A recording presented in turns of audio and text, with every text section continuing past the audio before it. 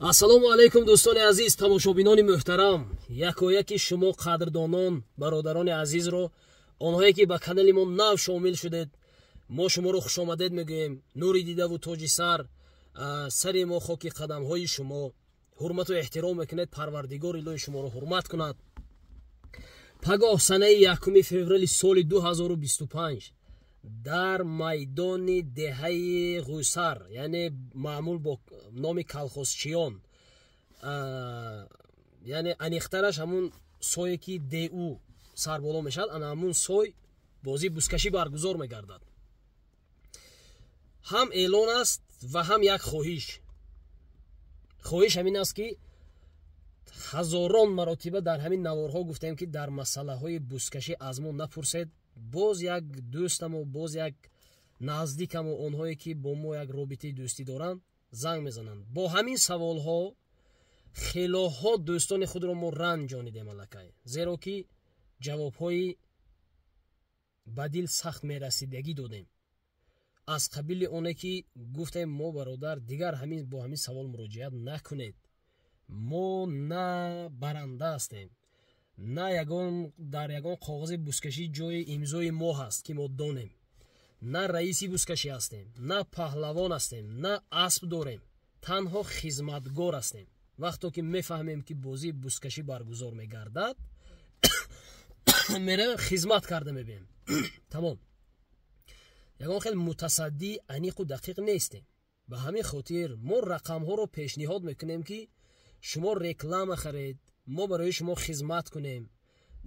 дар масъалаи рекламаҳои аспу паҳлавонҳо мо дастамон расида бошад. ҳамин ҳунарро парвардигор ки ба мо додааст, мехоҳем ба халқу ватан хизмат карда бошем. тамом. мо набаyd ин рақамро ба он хотире додем ки шумо занг зада бозии бузкаширо пурсед. ин муроҷиати ҷиддӣ ба ана ҳамун дӯстони мо аст ки умедвор занг мезананд ва аз мо як ҷавоби қонеъкунанда неву як ҷавоби дилхарошро мегиранд ва байни дӯстии мо як хирагӣ пайдо мешавад. шумо беман ҳам метавонед аз ҳазорон нафари дигар пурсида гиред. ман ҳамин ки хабардор шудам ки бозии бузкашӣ кай ва дар куҷо баргузор мегардад, ҳатман эълон метиҳам. агар ки эълон ки надодам, шумо дониста гиред ки яъне ман намедонам. агар медонистам, эълон медодам. аз сабаби оне ки намедонам, эълон надодам. ана ҳамин қонун ё ана ҳамин шартномаро байни ману байни худатон сахт мустаҳкам қапед. канали мо дароед бинед. агар эълон нест, гӯед значит умед намедонад ки дар куҷо улоқ ҳаст, дар куҷо нест. агар бузкашӣ ҳаст, бо одамҳое ҳастанд ки эълона метиҳед, ошкор карда мегӯед ки дар фалон ҷо бузкашӣ ҳаст, занг зада ҳамин чиз аниқ аст ё не мегӯянд. ман бисёр одами серкор ҳастам. дар ҳамун ҷои корие ки ман дар хона дар сари компютер кор мекунам, дар он ҷо антен нест. гап задан ғайри имкон аст. ҳар як инсоне ки ман гап мезанам, аз хона берун баромада гап мезанам.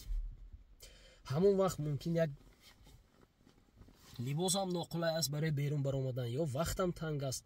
намехоҳам ки дӯстома ранҷонам, лекин ҳамин савол бениҳоят маро зиқ мекунад.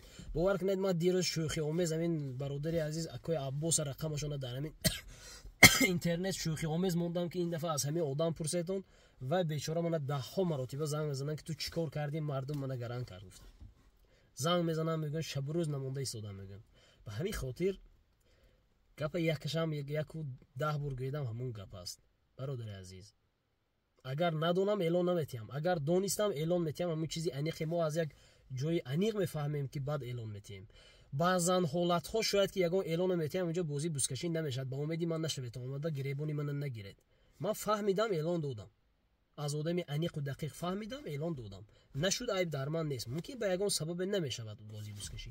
ва баъд барои дигар, барои тамоми мухлисон ва тамошобинони канали мо муроҷиат ҳамин аст ки муроҷиати ҷиддии дигар ҳамин аст ки ба таваҷҷӯҳи мухлисони аспҳову паҳлавонҳои Водии Зарафшон, алалхусус шаҳру деҳоти Панҷакен ва то ба минтақаи деҳаи Урметани ноҳияи Айнӣ мерасонам ки аз ин он тараф, агар шумо дидед ки дар наворҳои мо ягон аспе ки ягон паҳлавоне ки шумо мухлисӣ мекунед, наворҳояш он қадар аз таҳти дил шудагӣ нест, ё ин ки умуман нест, ё ин ки ба ҳамонҳо як диққати махсус равона кардагӣ нестем, ё ин ки ягон камбудиҳо ҳаст, аз мо хафа нашавед. зеро ки инҷо ҳастанд бисёр паҳлавонон ва аспҳое ки бо мо дӯсту рафиқ ҳастанд ва корҳои мо ба онҳо маъқул аст, мақбул аст, аммо ҷомеа аз ҳар гуна одам холӣ ки нест.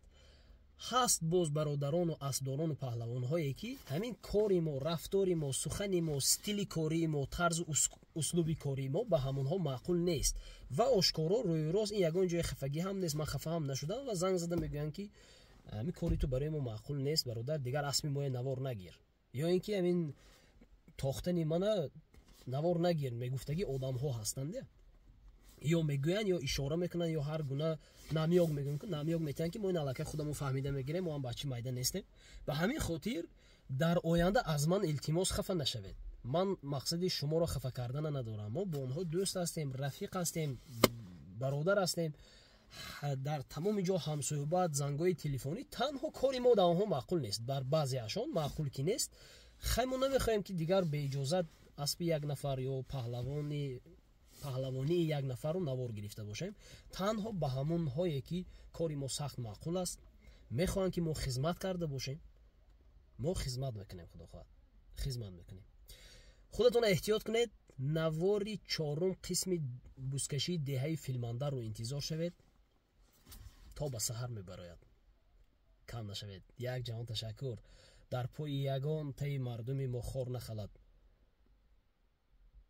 доға набинанд, осмонамо софу беғубор бошад, тоҷикистони азиз сулҳу ваҳдат як умри пойдор бошад, бозиҳои бузкашӣ шудан гирад, мо хизмат кардан гирем, шумо дуои нека додан гиред ва аз хешу таборони ҳамон паҳлавонҳову ҳамон аспҳое ки мо хизмат мекунем хоҳиш дорем ки майдони комментария холӣ намонед.